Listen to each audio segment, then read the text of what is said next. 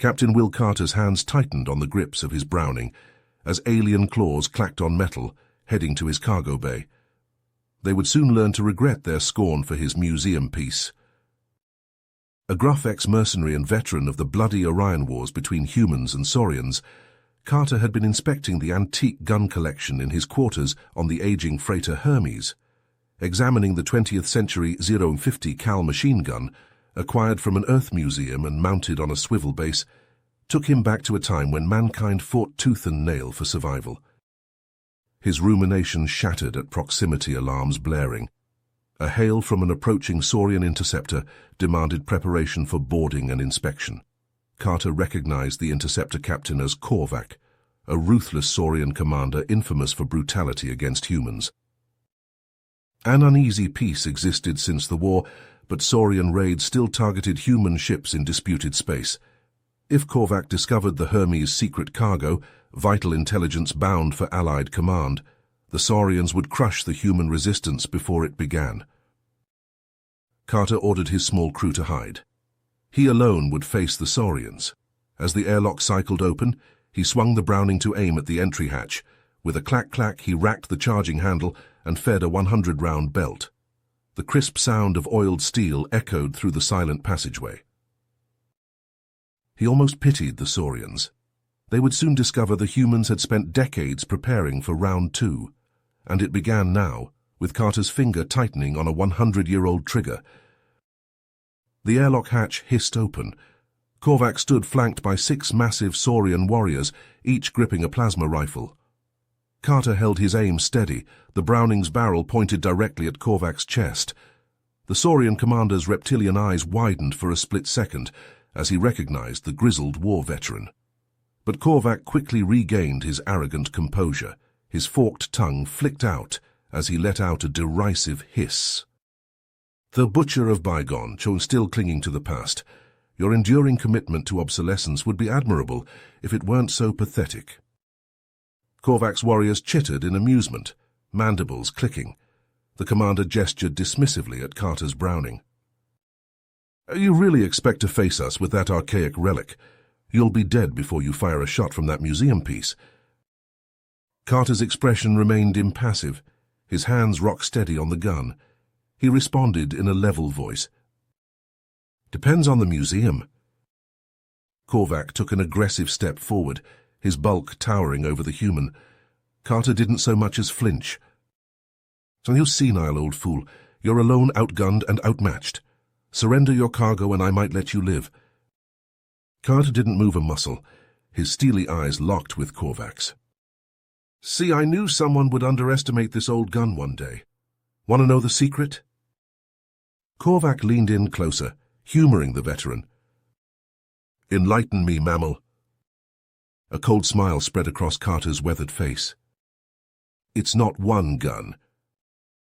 Metallic clangs reverberated through the passageway as concealed floor panels dropped open. 4 more Browning machine guns rose up on swivel mounts, each one aimed directly at the boarding party. Carter's thumb tightened on the trigger. Carter's thumbs squeezed the triggers. The Brownings erupted with a deafening roar that filled the passageway. At this range, the storm of heavy 50 caliber rounds punched through Saurian combat armor as if it was cardboard. Armor-piercing bullets designed to penetrate light vehicle plating made short work of the boarding party's kit. Korvac's warriors jerked and convulsed as the fusillade tore them apart in a spray of shredded flesh, splintered bone, and blue blood. Their bodies hit the deck as barely recognizable corpses. Korvac took multiple hits to the chest, the rounds cracking his breastplate and slamming him back against the bulkhead. The armor kept the bullets from pulping his torso, but the impact turned his insides to jelly. He slid to the floor, leaking azure from his mangled body, gasping for air. Carter released the triggers, Browning barrels smoking. He stepped over the Saurian bodies to stand above Korvac, boot resting on the commander's neck. Turns out obsolete works just fine, Carter growled. He pressed his heel into Korvac's throat. You're going to call your ship and tell them everything is fine. Then you're going to leave and spread the word. This is what happens when you screw with human ships. Korvac glared with pure hatred, but croaked into his communicator as ordered. He wasn't going to risk the lives of the rest of his crew for pride. Once he got the all clear, Carter hauled him up and tossed him into the airlock. As the Saurian ship detached, Carter's crew emerged from the cargo hold. They took in the scene of carnage with a mix of shock and grim satisfaction. Jenna, Carter's first mate for over a decade, gave him an approving nod. "Not a bad bit of fighting, Will. Glad to see you haven't lost your edge. But we're still in Saurian space with a cargo hold full of contraband. We need to get moving." Carter ejected the spent shell cases and slotted fresh ammo belts into the Brownings. "Damn right we do. And if more Saurian bastards come calling—" He slammed the receivers closed with a resounding clack-clack. "Well, I've got a few other museum pieces to show them." The Hermes tore through Saurian space, its engines straining as Carter pushed them to their limits. The ship shuddered and groaned, but held together. In the cargo bay, Carter's crew took stock of their illicit haul. Weapons crates were stacked floor to ceiling, marked with the insignias of a dozen different species. Stolen artifacts, some ancient beyond reckoning, were nestled in padded containers. And the banned tech— Carter didn't even know what half of it did, but he knew the right buyer would pay a king's ransom. It was a risky run, but the payoff would set them up for life. All they had to do was reach human space. The proximity alarm screamed to life, jarring Carter from his thoughts. He pulled up the sensor display and felt his blood run cold. Multiple Saurian ships, closing fast. And at the head of the pack, a massive battle cruiser, bristling with enough firepower to reduce the Hermes to atoms. The view screen crackled and resolved into the face of Commander Korvac. The Saurian's eyes burned with rage, his wounds hastily sealed with surgical mesh. "Carter," Korvac snarled, his words dripping venom. "Did you really think I would let your insult go unanswered, mammal? I will tear your ship apart piece by piece and mount your skull in my trophy room."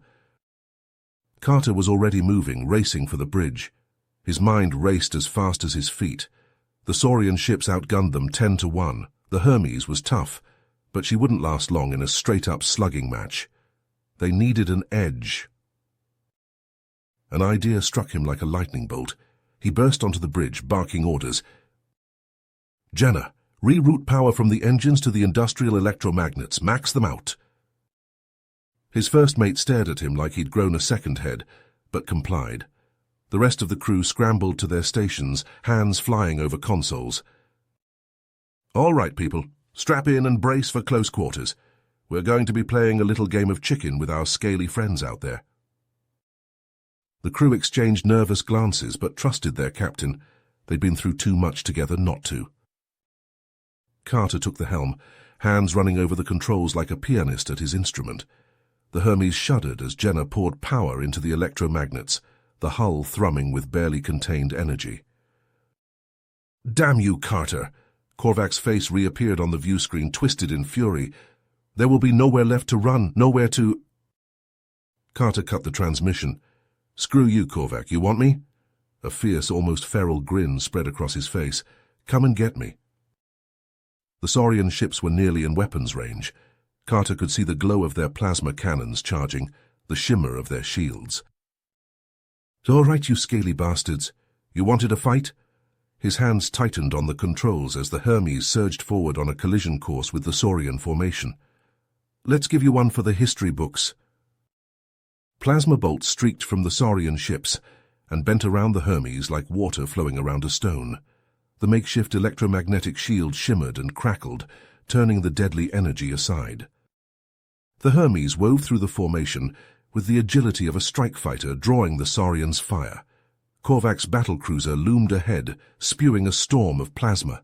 Carter jinked and juked, keeping the enemy fixed on him, their focus locked on the Hermes. Which is why no one noticed the dozen small objects that detached from the Hermes' hull, drifting innocently toward the battlecruiser. Just another bit of debris in the heat of battle. Nothing to be concerned about. Until it was far, far too late. The escape pods drifted through the void, small and insignificant against the backdrop of the titanic Saurian battlecruiser. But inside each pod, a deadly surprise waited. Carter had packed them with every ounce of explosives from the Hermes illegal cargo, turning them into makeshift bombs.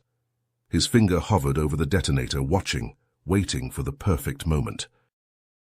The pods floated closer, drawn in by the battlecruiser's gravity, 50 meters, 20, 10. 5. Carter pressed the button.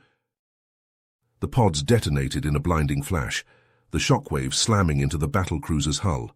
Armor plates buckled and tore, ripping open like a tin can. The explosions ruptured fuel lines and ignited reactor cores, setting off a chain reaction that engulfed the massive ship in a hellish inferno. Secondary explosions ripped through the battlecruiser, tearing it apart from the inside. Flaming debris spiraled out, slamming into nearby Saurian ships. The formation devolved into chaos as vessels veered and collided, trying desperately to avoid the expanding field of destruction. Korvac's ship, caught at the edge of the blast, spun out of control. Explosions blossomed across its hull, venting atmosphere and bodies into the void.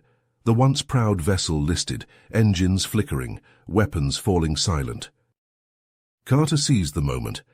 He hailed Korvac's crippled ship, his voice as cold as the depths of space. "You want a trophy, Korvac?" he snarled. "Here's one for you." His fingers danced across the console, bringing the Hermes industrial tractor beam online. The emitter hummed with power, locking onto Korvac's ship. Carter wrenched the controls, swinging the Saurian vessel around like a wrecking ball, directly into the path of an incoming frigate. The two ships collided head-on at full speed, metal crumpled and tore like paper, the impact ripping both vessels to shreds. A blinding flash lit up the void as their reactors went critical, consuming the wreckage in an atomic fireball. The remaining Saurian ships, their leadership destroyed and their formation shattered, broke and ran. They limped away, trailing smoke and debris, fleeing into the depths of space. The crew of the Hermes erupted into cheers, hugging and clapping each other on the back. They had done the impossible, striking a blow against the hated Saurians that would be remembered for generations. But their celebration was short-lived. Jenna, her face grim, pulled up a damage report on the flickering bridge displays. The makeshift shield drained our power cores. We're running on emergency backup only. And the tractor beam." She shook her head. "It burned out the engines. We're dead in the water." The weight of their situation settled over the bridge like a shroud. They were stranded, crippled, deep in hostile territory. It was only a matter of time before the Saurians regrouped and returned to finish the job. Carter looked out at his crew, his family, and made a hard choice. He had led them into this mess. He would see them out of it. "Prep the remaining escape pods," he ordered, his voice steady. "Plot a course for the nearest human outpost. You're abandoning ship." The crew erupted into protest, arguing and shouting. They wouldn't leave him, they said. They would fight to the end together. Carter silenced them with a look. When he spoke, his voice was firm but not unkind. "This old warhorse still has some fight left in her. I'll keep them busy, buy you time to get clear." His eyes met Jenna's, seeing the pain and understanding there. "You've followed me to hell and back. Now I need you to lead them home." Jenna stepped forward, tears gleaming in her eyes. She snapped a crisp salute, her voice thick with emotion. "Give 'em hell, Will." One by one the crew filed out, heading for the escape pods.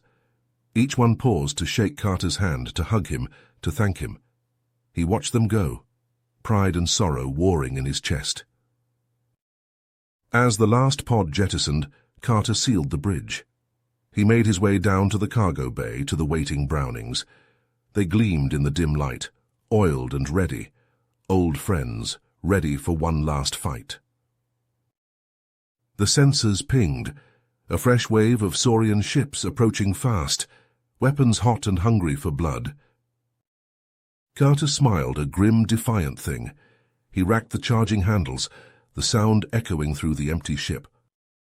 "All right, you bastards," he growled, settling behind the guns. "Come and get your museum piece." He took a deep breath, the scent of gun oil and ozone filling his lungs. His fingers tightened on the triggers.